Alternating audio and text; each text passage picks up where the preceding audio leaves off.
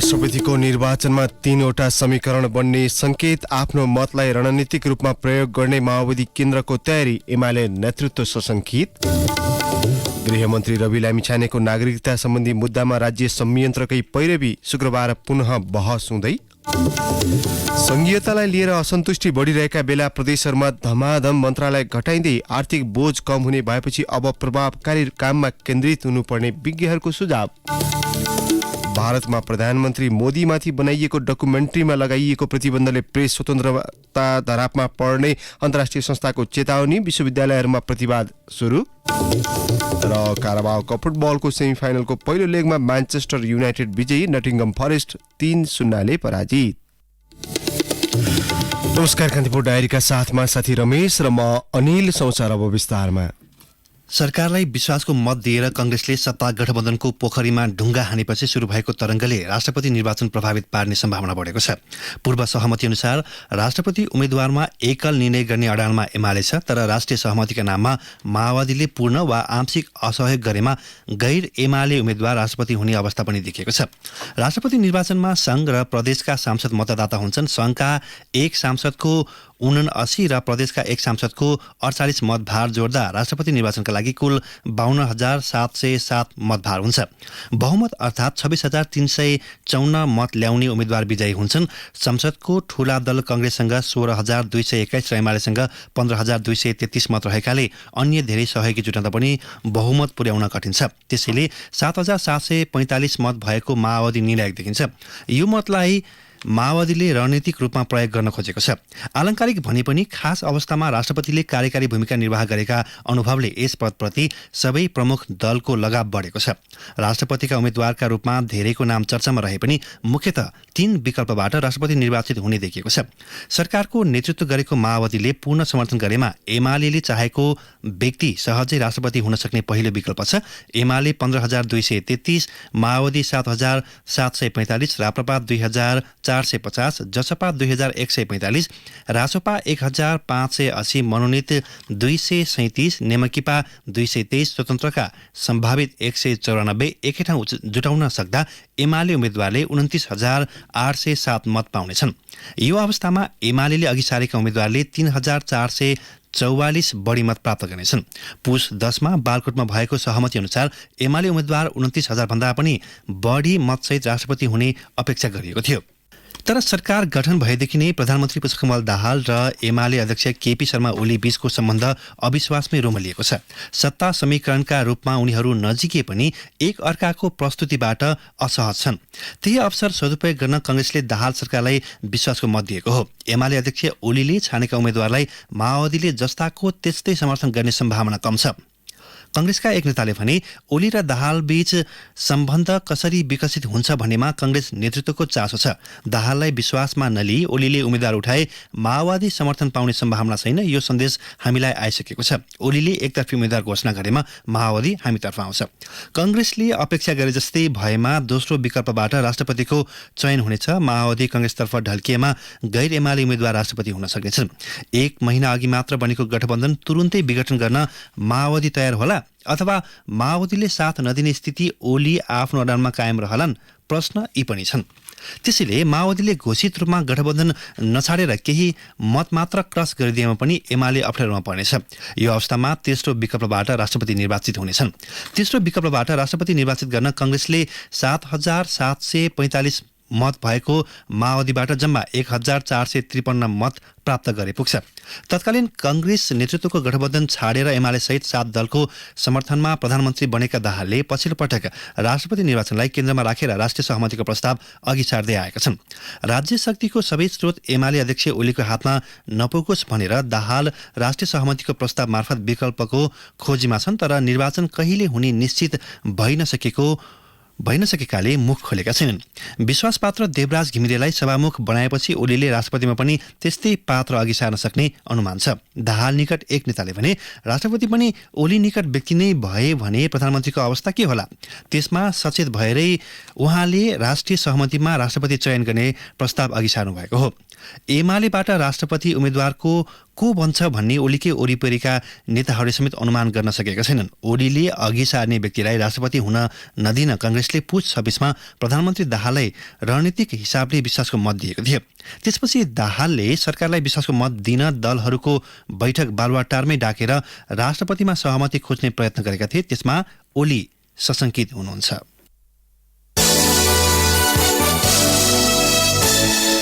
कायमै नरहेको नागरिकता प्रयोग गरी पार्टी दर्ता गराएको प्रतिनिधि सभामा उम्मेद्वार बनेको एकपटक नेपाल र अमेरिकाको नागरिकता र राजधानी प्रयोग गरेको आरोप लागेका उपप्रधान तथा गृहमन्त्री रवि लामिछाने विरुद्धको मुद्दामा सर्वोच्च अदालतमा बहस जारी छ।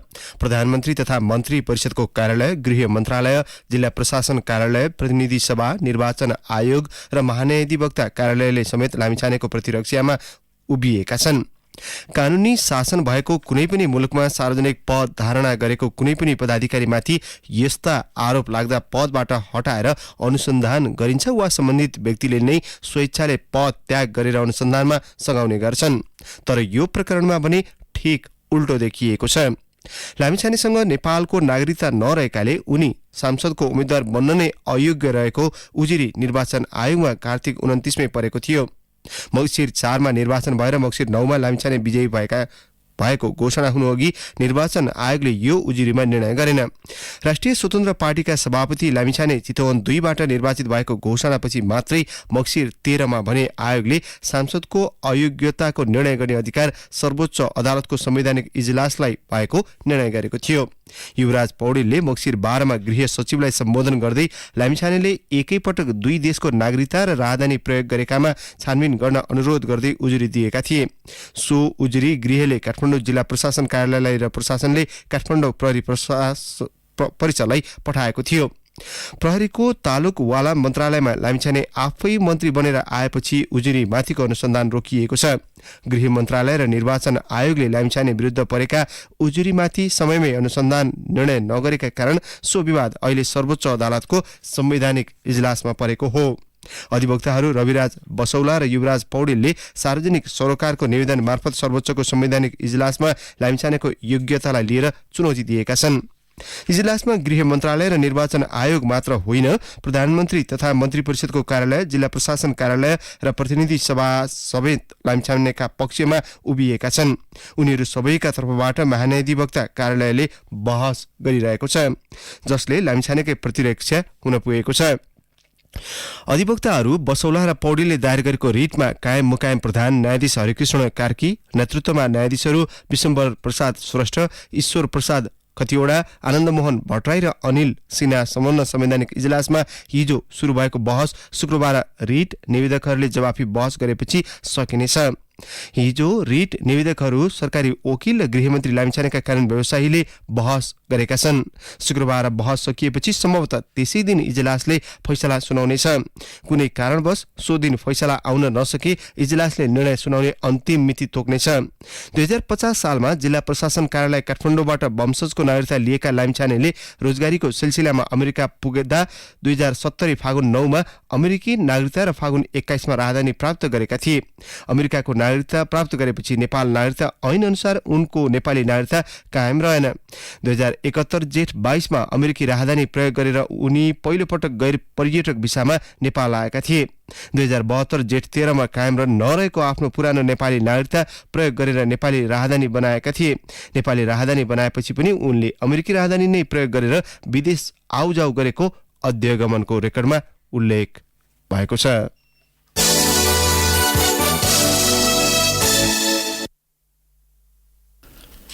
अमेरिकी राजनीतिक मामिला उपमन्त्री भिक्टोरिया नुल्यान्ड माघ 15 मा नेपाल आउने हुनुभएको छ। नयाँ सरकार बनेपछि विदेशी मुलुकबाट नेपालमा हुन लागेको यो पहिलो उच्चस्तरीय भ्रमण हो। बदलिँदो भू राजनीतिक परिवेशमा नुल्यान्ड यहाँको वस्तुस्थिति बुझ्न र नयाँ सरकारसँग सहकारी गर्न आउन लागेको परराष्ट्रका अधिकारीले बताएका छन्। उहाँले प्रधानमन्त्री पुष्पकमल दाहाल सहित एमाले अध्यक्ष केपी ओली, कांग्रेस सभापति शेरबहादुर देउवा, राष्ट्रिय स्वतन्त्र पार्टीका सभापति एवं उपप्रधानमन्त्री रवि लामिछाने, राप्रपा अध्यक्ष तथा उपप्रधानमन्त्री राजेन्द्र लिङदेन, परराष्ट्र मन्त्री विमला राई पौड्याल लगायतलाई भेट्नुहुनेछ। उहाँ 2021 अप्रिलदेखि उपमन्त्री हुनुहुन्छ।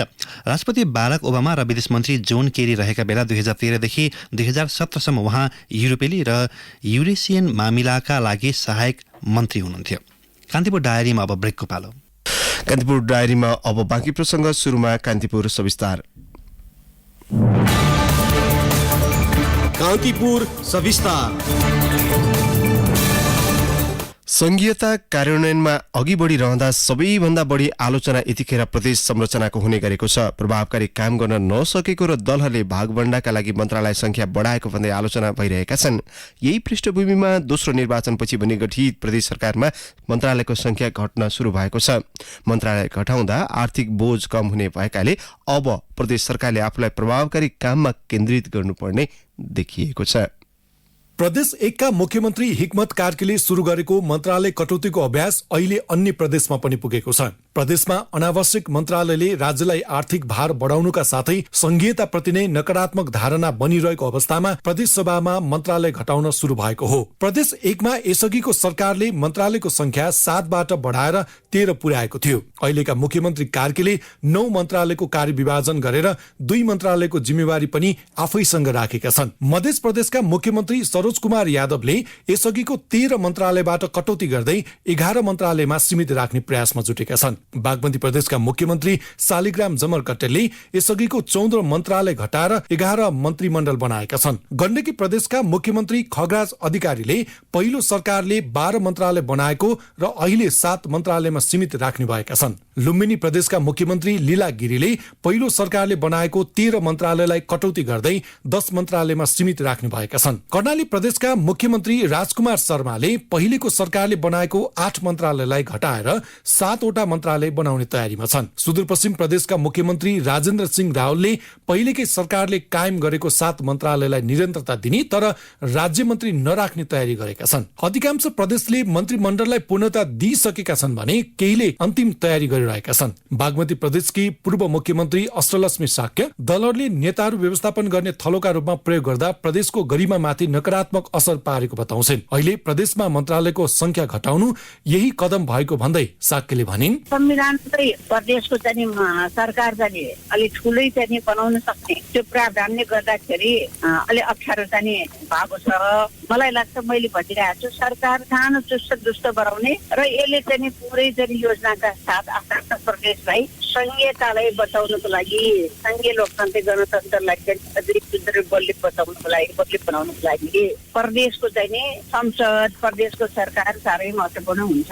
संविधानमा प्रदेशको कुल सांसदको संख्याको 20% मन्त्रालय बनाउन सकिने भन्ने उल्लेख छ। त्यसको आधारमा हेर्ने हो भने प्रदेश 1 मा 93 सांसद हुँदा 18 मन्त्रालय, मध्य प्रदेशमा 107 सांसद हुँदा 21 मन्त्रालय, बागमती प्रदेशमा 110 सांसद हुँदा 22 मन्त्रालय, गण्डकी प्रदेशमा 60 सांसद हुँदा 12 मन्त्रालय, लुम्बिनी प्रदेशमा 87 सांसद हुँदा 17 मन्त्रालय, कर्णाली प्रदेशमा 40 सांसद हुँदा 8 मन्त्रालय र सुदूरपश्चिम प्रदेशमा 53 सांसद हुँदा 10 मन्त्रालय हुनुपर्ने हो। तर दलगत भागभण्डा र गठबन्धन सरकारका कारण यसअघिको प्रदेश सरकारले आफूखुसी मन्त्रालय थप्ने गरेका थिए। संघीयता कार्यान्वयन अध्ययन तथा अनुगमन संसदीय समितिका संयोजक तथा राष्ट्रिय सभा सदस्य खिमलाल देवकोटा अहिले संविधानमा भएको व्यवस्था पनि उपयुक्त नहुने भन्दै त्यसलाई घटाउनु पर्ने बताउँछन्। बढ्दो आर्थिक तरलता र राजनीतिक स्वार्थका बीच प्रदेशले आर्थिक भार थाम्न नसक्ने भन्दै कुल सांसद संख्याको 10% मात्रै मन्त्रालयको संख्या भए पनि प्रदेशले सहजै काम गर्न सक्ने उनको तर्क छ। उनले भने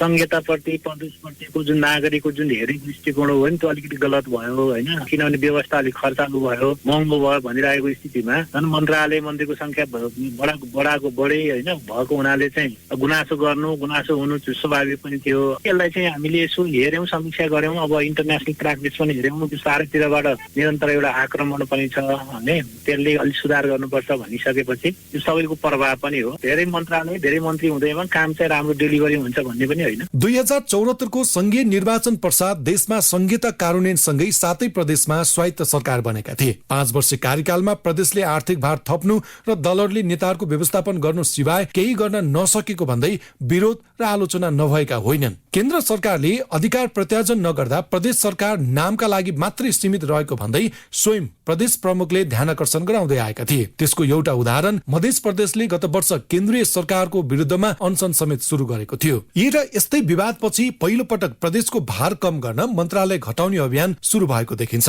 प्रधानमन्त्री पुष्पकमल दाहालले संहिता विरोधीहरूले पटक पटक आलोचना गर्ने विषय बनेको मन्त्रालय भागभण्डालाई अब घटाउने प्रतिबद्धता जनाए। राष्ट्रिय सभामा सम्बोधन गर्दै प्रधानमन्त्री दाहालले प्रदेश सरकार अब नेता व्यवस्थापनको थलो नबन्ने तर्क गरेका थिए। उनले भनेका छन्, मेरो नेतृत्वको सरकार अहिले बनिसकेपछि हामीले बडो दृढताको साथ भनेका छौं 10% भन्दा बढी मन्त्री बनाइने छैन। मन्त्री घटाउने, एउटा मन्त्री घटाउँदा करोडौंको बचत हुन्छ। हामीले अहिले यो सरकारका साझेदारहरूमा सर्वसम्मत बनाएर नै मन्त्रालय घटाउने र प्रदेशको खर्च घटाउने, विकासका कामलाई र ऐनलाई अगाडि बढाएर कार्यान्वयनलाई चाहिँ जनताले देख्ने र बुझ्ने गरी गति दिने भन्नेमा हामी गइ नै सकेका छौं। प्रधानमन्त्री दाहालको भनाई र संहिता कार्यान्वयन अध्ययन तथा अनुगमन विशेष संसदीय समितिको प्रतिवेदनलाई आधार मानियो हो भने हरेक प्रदेशमा 5 देखि अधिकतम 11 सदस्य मात्रै मन्त्रीमण्डल हुने देखिन्छ। प्रदेश 1 को मन्त्री परिषद र बागमतीले अघि सारेका दुवै विकल्प 10% को सीमा भित्रै पर्छ। तर यसको कार्यान्वयन कस्तो रहन्छ अहिले नै भन्न सक्ने अवस्था छैन। यसरी प्रदेशमा कम्तीमा 16 मन्त्रालय र 14 राज्य मन्त्री घट्ने भएपछि वार्षिक 1 अर्ब 78 करोड प्रशासनिक खर्च जोगिने अनुमान गरिएको छ। अहिले औसतमा एउटा मन्त्रालयको वार्षिक प्रशासनिक खर्च मात्रै करिब 11 करोड हुन आउनेछ। तर आर्थिक विज्ञ प्रदेशको मन्त्रालयको संख्या कटौती हुने सकारात्मक पक्ष भए पनि यसले राज्यको आर्थिक भार कम नगर्ने बताउँछन्। अर्थ राजनीतिका विश्लेषक अच्युत वागले प्रदेशमा ठूलो मन्त्रीमण्डललाई व्यवस्थापन गर्नु राम्रो भए पनि यसले अर्थतन्त्रमा खासै फरक नपार्ने बताउँछन्। उनी भन्छन्, मन्त्रालय घटाएर 10 अर्ब रुपियाँ खर्च बढेर त्यसले इफिसियन्टली काम गरेर चाहिँ एक खर्बको व्यापार घटाउँथ्यो भने हुन्थ्यो। यो मन्त्रालयको संख्यासँगको केही पनि छैन। यो मन्त्रालय घटाउने बढाउने होइन, अरू यत्रो ठुलो आर्थिक घाटा, नाफा, प्रोडक्टिभिटीको यत्रो ठुल्ठुलो इस्युहरू छ। हामी चाहिँ अर्ब रुपियाँ भने त एउटा व्यक्तिको लागि त भयङ्करै हो, तर स्टेटको लागि त केही पनि होइन। स्टेट एफिसियन्सी पो इन्हान्स गर्नु पर्यो त। प्रदेश संरचना माथिको बढ्दो वितृष्णा र राजनीतिक दलहरूको नेता व्यवस्थापनका बीच अहिले प्रदेशहरूले चालेको कदम सकारात्मक भएको टिप्पणी सार्वजनिक वृत्तमा भइरहेका छन्। मन्त्रालय घटाएसँगै अब प्रदेश सरकारले प्रभावकारी कामका लागि आफूलाई केन्द्रित गर्नुपर्ने देखिएको छ। रेडियो कान्तिपुरका लागि सन्तोष गन्धर्व। कान्तिपुर सविस्तार।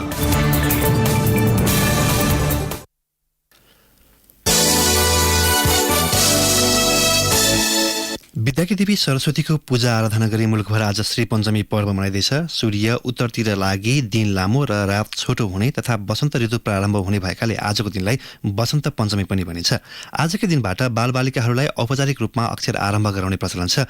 सरस्वती पूजाका अवसरमा विद्यार्थी, शिक्षक, साहित्यकार, चित्रकार, गायक, नर्तक लगायतका विद्या साधकले आफ्ना कला साधनाका सामग्रीको विशेष पूजा गर्ने गर्दछन्। त्यस्तै विद्यालयहरूमा पनि विशेष तरिकाले सरस्वती पूजा मनाउने प्रचलन छ। बौद्ध धर्मावलम्बीले पनि विद्याका प्रतीक मञ्जुश्री चीनबाट उपत्यका प्रवेश गरेको दिनमा नै सरस्वतीको मूर्तिलाई ज्ञानका प्रतीक सम्बुद्ध भनी एउटै मूर्तिमा बेग्ला बेग्लै आस्थाका साथ पूजा आराधना गर्ने धार्मिक सहिष्णुताको अनुत्तम प्रचलन रहेको छ।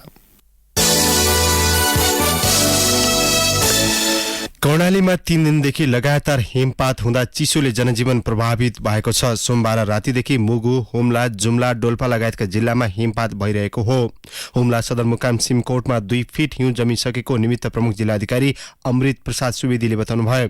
उहाँका अनुसार हिमपातले अत्याधिक चिसो बढेर स्थानीयलाई आउजाउ गर्न, पशु चौपाएको हेरचाह गर्न र दैनिक कामकाज गर्न पनि समस्या भएको छ। धारामा बरफ जम्दा खानेपानी अभाव भएको र हुम्लामा 3 दिनदेखि हवाई उडान हुन नसकेको उहाँले बताउनुभयो। मुगुको रारा, मोर्मा, कोटी लगायत क्षेत्रमा 1 फिट भन्दा बढी हिउँ जमेको छ। एकछिन मौसम खुल्ने र फेरि हिउँ पर्न सुरु गर्दा स्थानीयलाई घर बाहिर निस्कन र खेतीपातीको काममा कठिनाई भएको रेड क्रसका जिल्ला सभापति जयबहादुर मल्लले बताउनुभयो।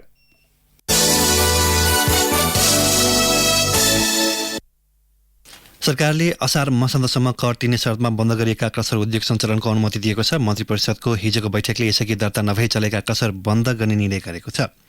बैठकले क्रसर उद्योग सञ्चालनमा न्याय, विकास, निर्माणमा प्रभाव पर्ने भन्दै अवैधलाई बन्द गर्ने तर दर्ता भएर पनि कर नतिरेकालाई शर्तसहित सञ्चालन गर्न निर्णय सञ्चालन गर्न दिने निर्णय गरेको हो। सरकारले क्रसर उद्योगसँग सम्बन्धित कानुन बनाउने गरी तयारी गर्ने पनि निर्णय गरेको छ। गृह मन्त्रालयले पुस तेस्रो साता देशभर सञ्चालनमा रहेका अवैध क्रसर बन्द गराउन सबै जिल्ला प्रशासनलाई परिपत्र गरेको थियो। बागमती प्रदेशको मन्त्रीमण्डलले पूर्णता पाएको छ। नवनियुक्त 8 जना मन्त्रीले पद तथा गोपनीयताको शपथ लिएसँगै बागमतीको मन्त्रीमण्डलले पूर्णता पाएको हो। एमालेबाट मन्त्री परिषदमा एकलाल श्रेष्ठ श्रम रोजगार तथा यातायात, रामेश्वर श्रेष्ठ स्वास्थ्य र केशव पोखरेलले कृषि तथा पशुपक्षी विकास मन्त्रालयको जिम्मेवारी पाउनुभयो। माओवादी केन्द्रबाट युवराज दुलाल भौतिक पूर्वाधार विकास, गंगा नारायण श्रेष्ठ आन्तरिक मामिला तथा कानून र कुमारी मोक्तान सामाजिक विकास मन्त्री बन्नुभएको छ।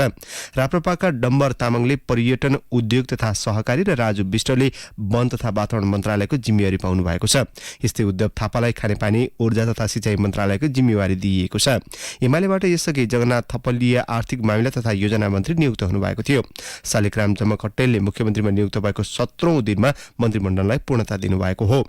यसबीच कर्णाली प्रदेशका मुख्यमन्त्री राजकुमार शर्माले मन्त्रीमण्डल विस्तार गर्नुभएको छ। मुख्यमन्त्री शर्माले हिजो 5 जना मन्त्री नियुक्त गरेसँगै कर्णाली प्रदेशको मन्त्रीमण्डलले पूर्णता पाएको हो। कान्तिपुर डायरीमा पुनः ब्रेक पालो।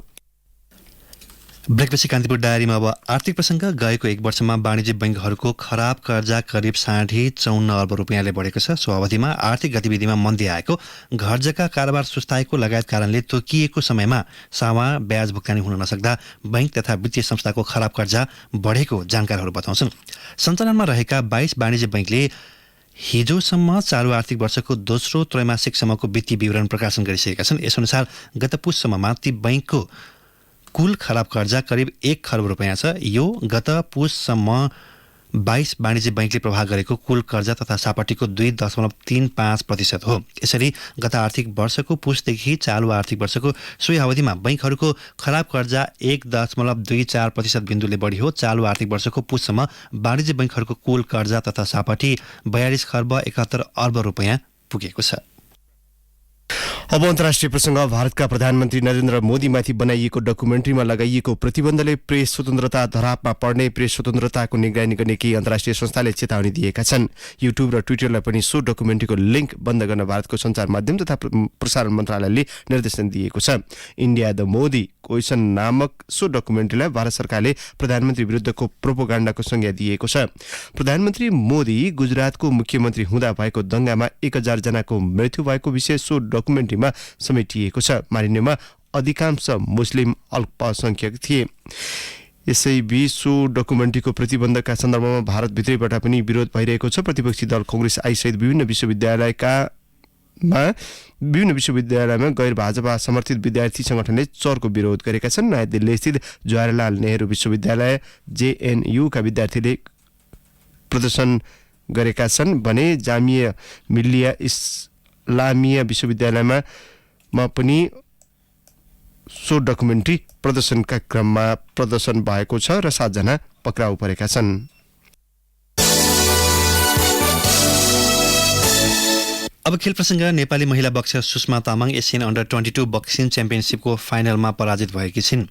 महिलातर्फ 48 केजी तौल समूहमा उज्बेकिस्तानकी बक्सर फाजिलोभा फाजोनासँग 5-0 अङ्कको आधारमा पराजित हुँदै सुषमाले रजत पदकमा चित्त बुझाइन्। रजतमै सीमित भए पनि सुषमाले नेपाली बक्सिङमा इतिहास बनिरहेछन्। एसियाली स्तरमा कुनै पनि नेपाली फाइनल पुगेको यो नै पहिलो पटक हो। यसअघि नेपाली बक्सर एसियन प्रतियोगिताको सेमिफाइनलभन्दा माथि पुग्न सकेका थिएनन्। प्रतियोगितामा फरक फरक तौल समूहमा 3 पुरुष र 3 महिला नेपाली खेलाडीले प्रतिस्पर्धा गरेका थिए। नेपालका अन्य 3 खेलाडी महिलातर्फ हुमा राई र त्रिसा जगेबु तथा पुरुषतर्फ विजय बाटाले काँस्य पदक जितेका छन्।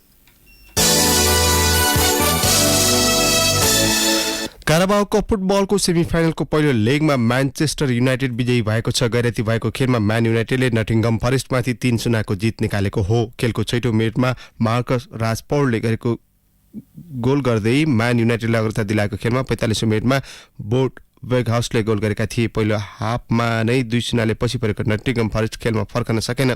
खेलको 89औं मिनेटमा ब्रुनो फर्नान्डेजले गोल गरेपछि म्यान युनाइटेड 3-0 विजयी भएको हो। दुई टोली बीचको दोस्रो लेग आगामी बुधबार ओल्ड ट्राफोर्डमा हुनेछ।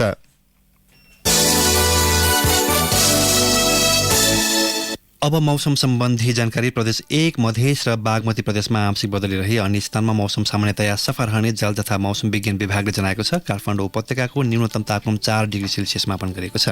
अधिकतम तापक्रम 20 डिग्री सेल्सियस पुग्नेछ। सूर्योदय केही बेर अघि 6:54 भयो। सूर्यास्त भरे साँझ 5:39 हुनेछ। हवस्, धेरै प्रसङ्गसित कान्तिपुर डायरीको यो बुलेटिन अहिलेलाई यहीँ सकिन्छ। साथी रमेश र म अनिल बिदा माग्छौँ। नमस्कार।